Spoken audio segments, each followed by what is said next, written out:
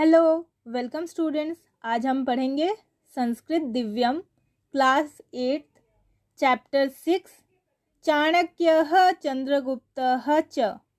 चाणक्य और Chandragupta. So students, अगर आपने अभी तक इस चैनल को सब्सक्राइब नहीं किया है तो जल्द से जल्द सब्सक्राइब कीजिए और साथ ही जो बेल आइकन है उस पर क्लिक कर दीजिए ताकि जब भी हम न्यू वीडियो अपलोड करें आप तक नोटिफिकेशन पहुंच जाए।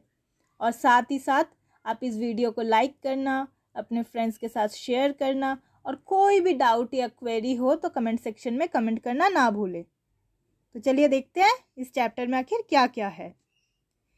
तक्षशिलायाम एकः ब्राह्मणः आसीत्। तक्षशिला में एक ब्राह्मण थे।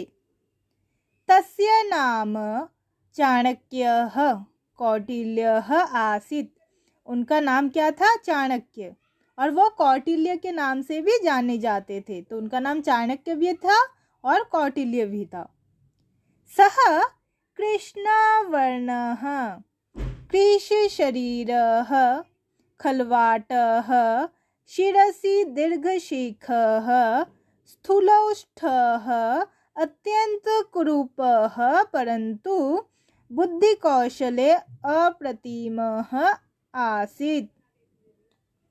तो जो ब्राह्मण थे, जो चाणक्य थे या जो कौटिल्य थे, वो कृष्ण वर्ण में सांवले रंग के, कृश शरीर थोड़े मोटे से हेल्दी से, खलवाट गंजे टकले, मतलब जो ब्राह्मण होते हैं ना पीछे चोटी रखते हैं और सामने से मतलब सर से गंजे होते हैं वैसे।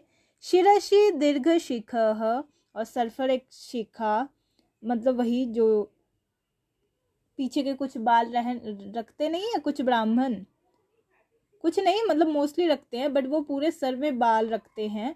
बट ये जो थे इनके शिरसी वो दीर्घ शिखा, वो सिर्फ शिखा ही थी और कुछ नहीं, मतलब पूरे सर पे बाल नहीं था, बस वहीं पीछे की तरफ से थोड़े बाल। स्थूलोष्ठः मोटे होंठ, लिप्स मोटे थे।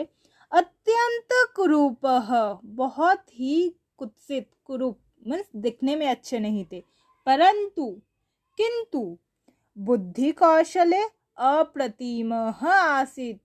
बुद्धि कौशल में उनसे बेहतर कोई नहीं था। मीन्स चाहे वो दिखने में कैसे भी थे, वो फिजिकली अपीयरेंस मतलब फिजिकल अपीयरेंस जो था उनका वो सही नहीं था, बट इंटेलिजेंस मतलब उनकी तरह दूसरा कोई था ही नहीं, इतने बुद्धिमान थे। एकदा मगध देशस्य नृपः नन्दः तम् अपमानितं कृत्वा सभायाः बहिः निष्कासितवान्। एकदा एक बार मगध देशस्य नृपः, मगध देश का राजा, नंदः, मगध देश के राजा का क्या नाम था? नंद। तम अपमानितम कृत्वा, उनको अपमान करके, सभायाः बहि, सभा के बाहर, निष्कासितवान निकाल दिया। एतेन अपमानेन सः क्रुद्धः भूत्वा प्रतिज्ञाम् अकरोत्। एतेन अपमानेन, इस अपमान से, सः क्रुद्धः भूत्वा, वह क्रोधित होकर, गुस्सा होकर, प्रतिज्ञाम अकरोत, प्रतिज्ञा किया, मैं शपथ लिया। शपथ मतलब उसमें कि हाँ मैं कसम खाता हूँ कि ये करूँगा, मतलब इस टाइप से प्रतिज्ञा किया। यावत, जब तक, अहम नंद वंशम न नांक्ष्यामि तावत शिखाम न भंस्यामि। अहम मैं कौन? कौटिल्य या चाणक्य। मैं जब तक मैं नंद वंश का नाश ना कर दूं तावत, तब तक शिखाम ना भंस्यामि, इस शिखा को खुला ही रखूंगा, बांधूंगा नहीं। एतत् निश्चयम कृत्वा, ये निश्चय करके, सह एकम योग्यम युवकम अन्वेष्टुम गृहात् निर्गतः, ये निश्चय करके क्या किया? वह एक योग्य बालक के खोज में घर से निकल पड़े। एकदा मार्गे राजा प्रजा इति क्रीडन्तं बालकं वीक्ष्य सः तत्रैव स्थितवान्। एकदा मार्गे, एक बार मार्ग में राजा प्रजा, यह मतलब राजा प्रजा नाम के क्रीडंतम बालकः, इस नाम के गेम को खेलते हुए बालकों को देखकर, वीक्ष्य देखकर, सह तत्रैव स्थितवान, वह वहीं रुक गए। एकः बालकः नृप आसीत्, एक बालक राजा था।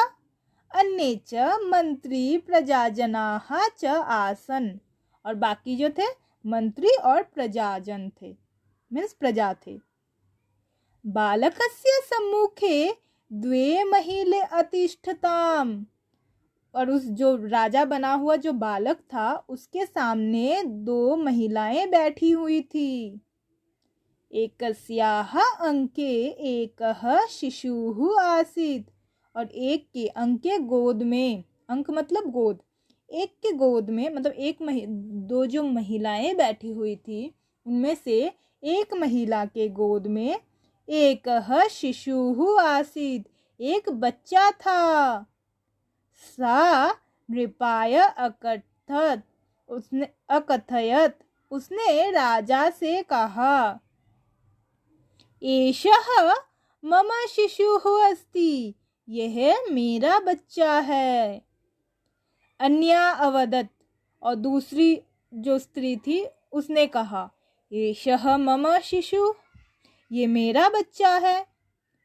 विवदमाने द्वे नृपः अवदत, और इस लड़ाई झगड़े में उस राजा ने कहा, दोनों स्त्रियां लड़ रही थी कि ये मेरा बच्चा है, ये मेरा बच्चा है करके, राजा के सामने ही लड़ने लगी। तो तब इस झगड़े को देखकर राजा ने कहा, अलम कोलाहलेना, कोलाहल मत करो, मीन्स झगड़ा मत करो, लड़ाई झगड़ा मतलब ये सब मत करो। अलम विवादेना, विवाद मत करो। अहम अधुना न्यायम करिष्यामि, अब मैं न्याय करूंगा। सह सैनिकम आदिष्टवान, उसने सैनिक को आदेश दिया। शिशोः द्वे खंडे कृत्वा अर्धम अर्धम ताभ्याम यच्छ, इस शिशु को दो टुकड़े में बांटकर इन दोनों को आधा आधा दे दो। तो उस राजा ने सैनिक को आदेश दिया कि इस बच्चे को दो टुकड़े में बांटो, दो समान टुकड़ों में बांटो और दोनों को आधा आधा दे दो, क्योंकि दोनों ही कह रही है मेरा बच्चा है, मेरा बच्चा है। अब एक बच्चा दोनों को कैसे दे सकते हैं, तो उससे अच्छा बच्चे को आधा आधा करो और दोनों को हाफ हाफ दे दो।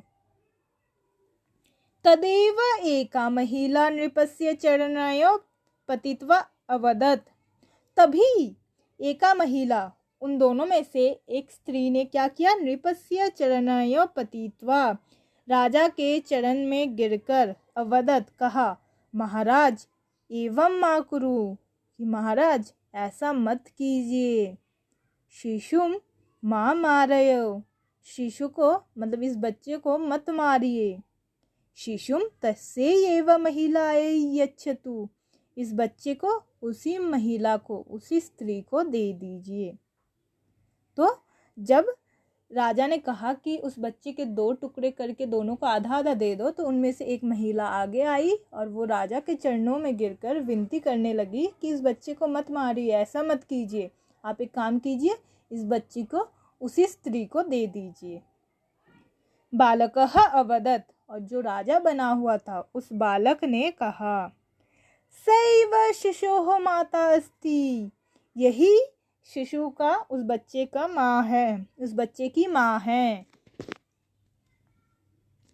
चाणक्य एतत् सर्वम् अपश्यत् बालकस्य च न्यायं दृष्ट्वा स्तब्धः जातः, और चाणक्य एतत् सर्वम् अपश्यत्, ये सब कुछ देखा चाणक्य ने, बालकस्य च न्यायं दृष्ट्वा, और उस बालक के न्याय को देखकर स्तब्धः जातः, बिल्कुल स्थिर हो गया, मतलब आश्चर्यचकित हो गया कि इस बालक ने ऐसे न्याय किया।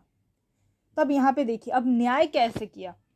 जब दो महिलाएं लड़ रही थी कि ये मेरा बच्चा है, मेरा बच्चा है करके, तो फिर उस राजा ने ये कहा, जो बालक राजा बना हुआ था उसने कहा एक काम करो, इस बच्चे के 2 टुकड़े कर दो और दोनों को आधा आधा दे दो।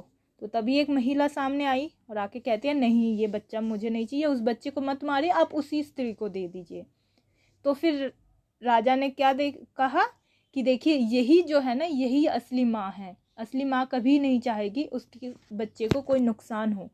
ये पहले आई तुरंत ही, जब उसको मारने की बात हुई तो ये सबसे पहले आई कि ठीक है, अगर मेरा बच्चा मेरे पास नहीं रह सकता है कोई बात नहीं, मुझे नहीं, कम से कम उसी महिला को दे दीजिए, कम से कम वो बच्चा जिंदा तो रहेगा। तो इसलिए यही असली माँ है कि इसने अपने पास रखने की जिद करके उस बच्चे को मारने से मना कर दिया कि हाँ, उसके पास जिद तो थी कि हाँ ये मेरा बच्चा है, मुझे दे दीजिए, बट जब बच्चे को मारने की बात आई तो उसने कहा नहीं, आप मुझे मत दीजिए, अब पूरे बच्चे को उसी को दे दीजिए कि मेरा बच्चा कम से कम जीवित रहेगा, खुश रहेगा। ऐसे मार कर लेने का क्या मतलब है। तो इसलिए तभी उस बालक ने कहा कि यही उसकी असली माँ है, जो नहीं चाहती कि हाँ उस बच्चे को कुछ हो, यही सामने आई। तो ये जो न्याय देखकर वो जो चाणक्य थे वो खुद आश्चर्यचकित हो गए कि इस छोटे से बच्चे ने ऐसे कैसे न्याय किया। आई होप स्टूडेंट्स आप समझ रहे हैं इस स्टोरी को, या अभी तक जितना भी पढ़ाया आप समझ चुके हैं। तो चलिए आगे की पोर्शन देखते हैं। चाणक्यः बालकस्य मातुः अनुमत्या तं तक्षशिलाम् अनयत्। तो जब उस बालक को देखा ऐसे तो उसने क्या किया, उस बालक के माता के पास वो गए और उनकी अनुमति से उस बालक को तक्षशिला में ले आए। तक्षशिला विश्वविद्यालये शिक्षाम् अधिगत्य सः बालकः कुशलः योद्धा राजनीतिज्ञः च अभवत्। और तक्षशिला विश्वविद्यालय में शिक्षा ग्रहण करके वह बालक कुशल योद्धा मीन्स बहुत अच्छा योद्धा और राजनीतिज्ञ बना। सो स्टूडेंट्स, अगर आपने अभी तक इस चैनल को सब्सक्राइब नहीं किया है तो जल्द से जल्द सब्सक्राइब कीजिए और साथ ही जो बेल आइकन है उस पर क्लिक कर दीजिए, ताकि जब भी हम न्यू वीडियो अपलोड करें आप तक नोटिफिकेशन पहुंच जाए। और साथ ही साथ इस वीडियो को लाइक कीजिए, अपने फ्रेंड्स के साथ शेयर कीजिए, और कोई भी डाउट या क्वेरी हो तो कमेंट सेक्शन में पुट कर दीजिए। आगे देखते हैं।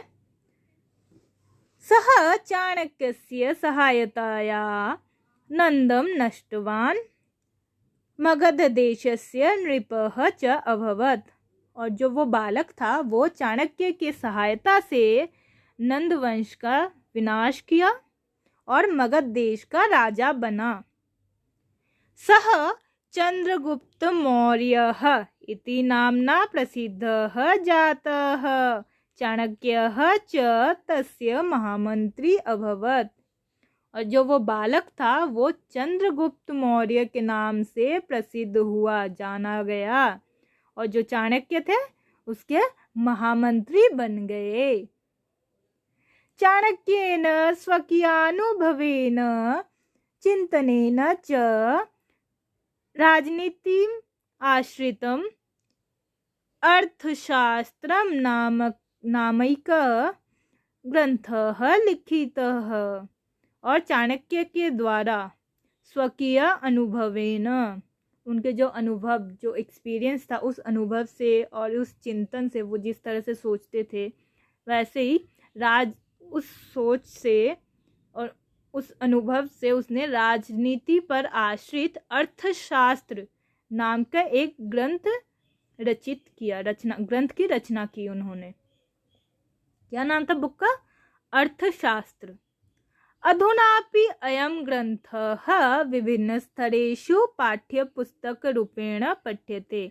और आज भी इस ग्रंथ को अलग अलग स्टेजेस पर, अलग अलग लेवल पर पाठ्यपुस्तक के रूप में बच्चे या स्टूडेंट्स पढ़ते हैं।